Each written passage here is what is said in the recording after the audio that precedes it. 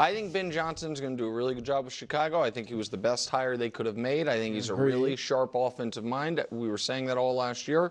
While I was saying there are elements of what I believe to be his personality, I don't know, that came out in some of the plays he would call in certain situations that I thought were potentially damaging or overly risky.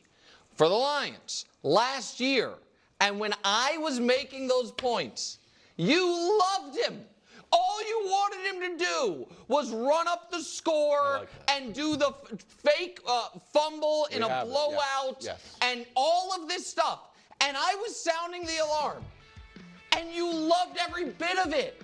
But now that he's Caleb's coach, you are anti. Okay, let's put the shoe on the other foot. Yes. So here's the play that you were talking about, the fake fumble against the Bears. Yes. Then he has this clever little play against the Cowboys because they wanted revenge on the Cowboys. And I forgot, I think we have another one to Amon-Ra St. Brown. There's so many. Oh, there we go. A little hook and ladder action. And you were worried that Ben Johnson, at one point, specifically, I think the Bears game, that it was less of a play call and more of a LinkedIn video. Exactly right. That's what I thought. So can I'll just put words in your mouth. Yes. Are you worried, or were you worried that his ego was leading the playbook? What?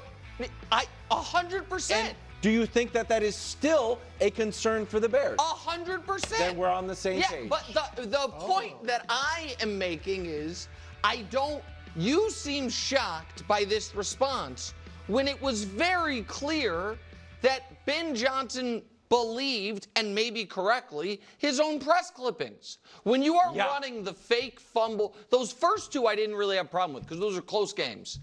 Early in close games is particularly the last one we showed, the hook and lateral to Amon-Ra St. Brown. That's late in the half. I actually think that's a sharp play. It's this, where you have full control. You're about to go up 3 scores on Chicago, and you bust it out there. And he did another one that we didn't have the footage of that was late in the fourth quarter of the game. But it's very clear Ben Johnson believes I'm that dude, and I'm not going to run out of trick plays, and I don't need your stinking tush push because I'm going to get 30 yards. Clearly all of that.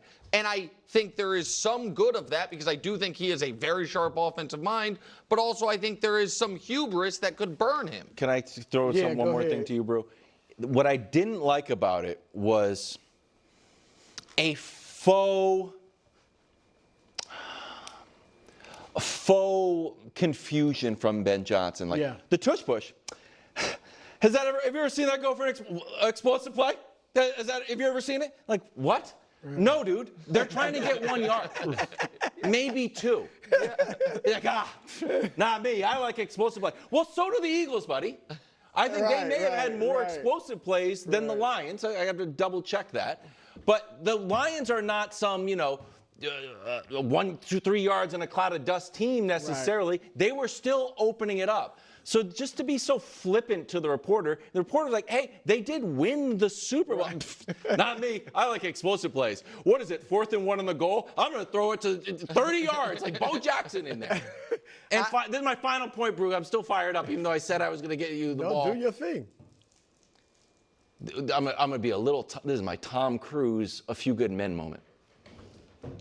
Then why did you vote against it? Why did the Chicago Bears, if the tush push, not explosive, why did you vote against it? Because there's only one team, this is like a Bleacher Report thing, they put it together, even though it's not the most hard research in the world. The Lions were the only team who the Eagles have on their schedule next year who said, you know what, tush push, we'll roll with it. That's fine. Every other opponent voted against it. But on Friday, November 28th, in Philadelphia, 3 o'clock, turns out that tush push, pretty effective.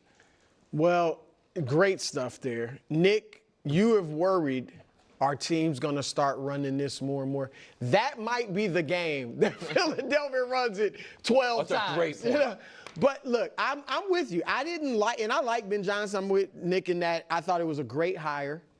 But I didn't like the attitude of that. Now, I'm going to try to look at the positive. Okay. And say the only, maybe, I'm giving him the benefit of the doubt, maybe he wants to, it's like, if you look at the Eagles and the Bills, the teams that do the tush push more than anybody, they are, even though they have explosive plays, they're running teams. They're tough, grinded out teams. Maybe he feels like, with I want to set strong quarterbacks. Right. Our identity is going to be flashy, trick plays, explosive plays. Yes. Maybe that's why, honestly, why he's saying we're not going to do that, just because that's not our identity. Everything we do is going to have explosion in it. Yeah, that would be Even fantastic. though it'll be 4th and 1 sometimes, or 3rd and 1, and we'll go short. But I think that I'm giving him December the benefit of the 14th doubt. in Chicago. Okay. Let's talk about this. So first off, let's just get this done off the top. I just did the quick math, and the Eagles indeed had more explosive plays, both running and throwing, than the Detroit Lions when adding running and throwing. It was 93 for the Eagles, 90 for the Detroit Lions. But this is not going to be an Eagles video or comparing that. I rather focus more on Ben Johnson as a coach. Now, listen, was it the best soundbite for him? No. And the whole, I like explosive plays and stuff like that. I'm more interested in the part of the conversation where Nick is kind of talking about, can this be a problem, for Ben Johnson and the Bears? And I think it's fair criticism. If you think that Ben Johnson is in his prime as a coach and has no more room to grow, I mean, you would just be wrong. I mean, it takes years, just like it does for players, to get into their prime. And coaches, they need to continue to coach. They need to continue to make mistakes. They need to grow. They need to evolve. 2 steps forwards, 1 step back. Sean McVay is a better coach today than he was 5 years ago. Andy Reid is a better coach today than he was 5 years ago, 10 years ago. That's how this works. Now, not some coaches actually get worse over time because they get stuck in their ways. You can make the argument that Bill Belichick was a better coach 10 years ago than he was his final couple of years, etc., etc. But Ben Johnson is at the point in his career where he's going to evolve. He's going to grow.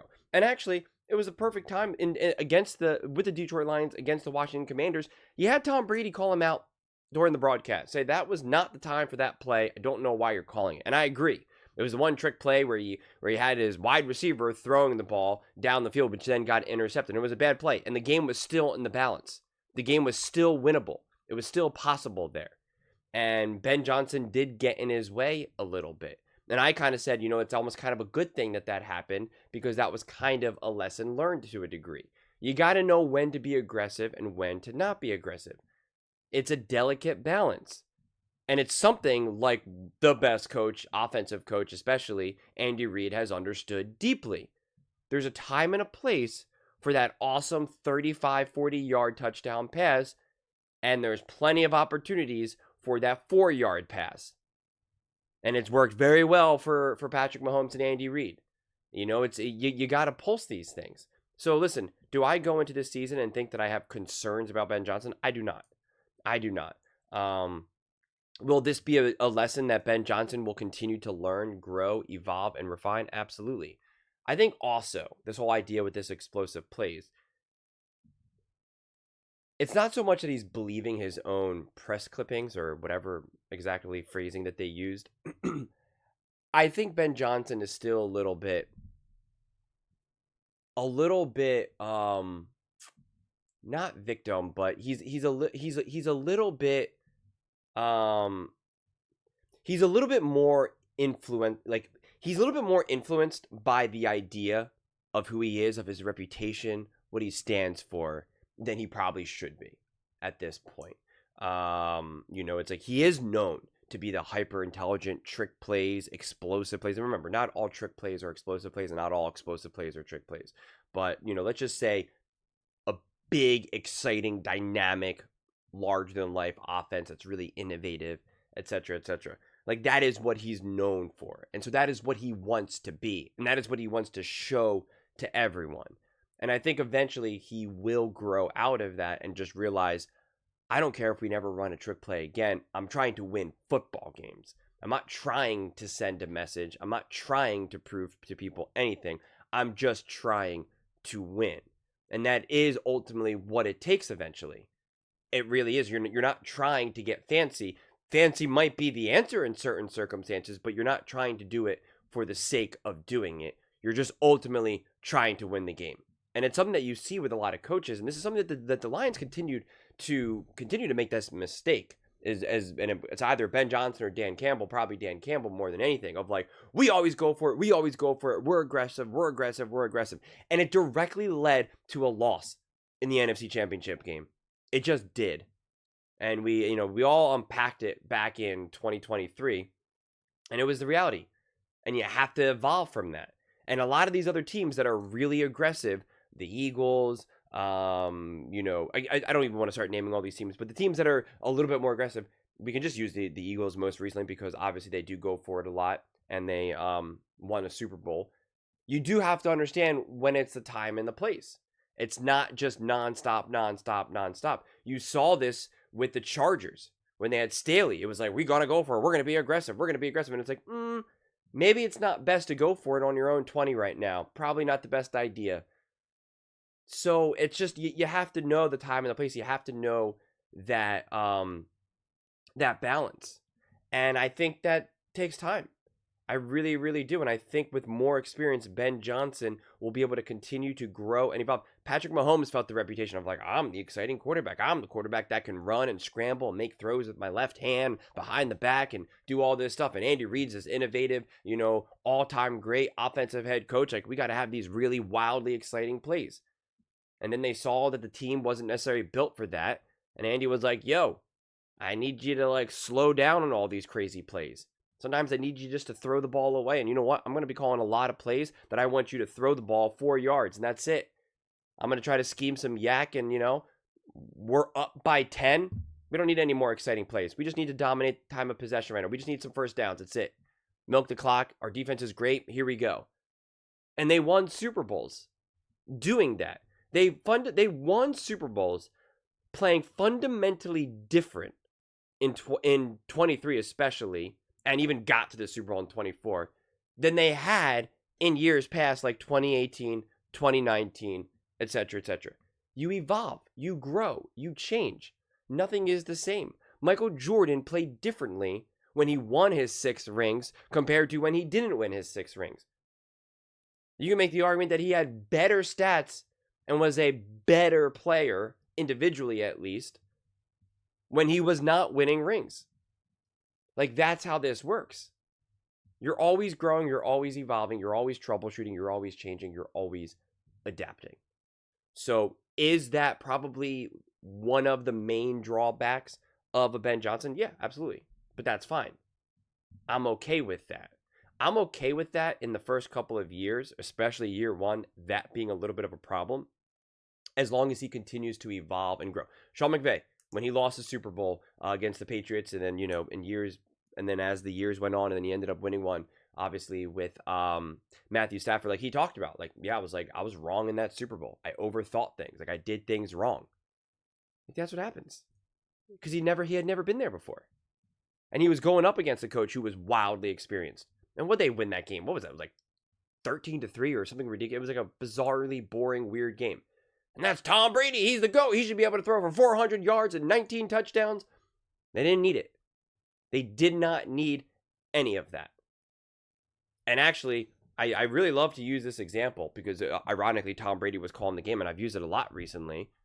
But, like, even the Philadelphia Eagles fans were booing the Philadelphia Eagles offense and Jalen Hurts against the Packers because it was like 3rd and long or something, and they just like handed the ball off. And the Eagles were winning, and I think it was like going to go into halftime, if memory serves me correctly. And Tom Brady's like, yeah, the fans are booing, and I understand why. He's like, but this is the right play. You're in charge. You're playing better football than the Packers. The Packers are very sloppy. Just take care of the ball. Just manage the game.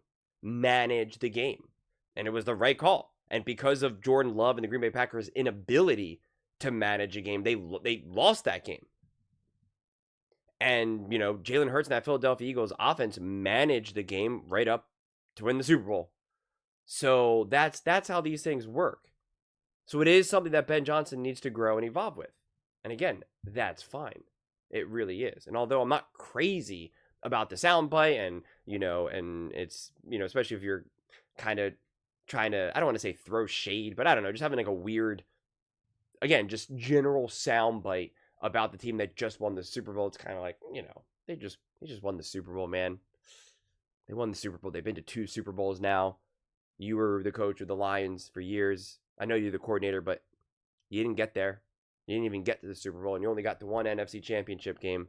Like, so it is unnecessary, but like, I don't know if it was like 100% the most intentional either, which is why I really don't care. I'll be totally honest. And like I said, I'm going to make a separate video about this with regards to the Eagles and look at it from that perspective and probably make it a little bit more inflammatory. Not even necessarily on purpose, but just kind of go off of what Wilds was saying and whatnot. And but yeah, I mean, I don't know.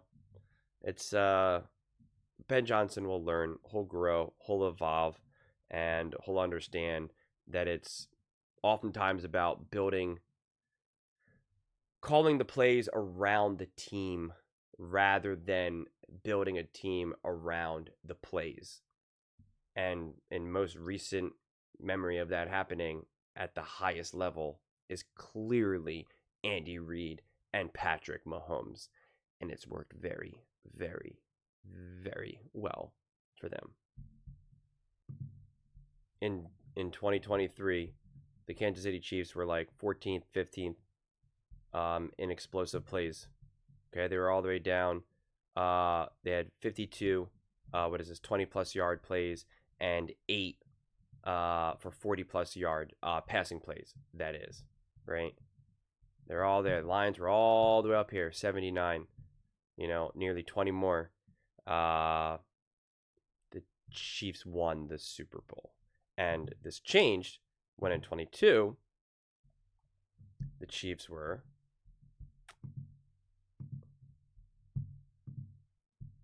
at the top, 73-13. It changes. You got to change your offense based on the team that you have.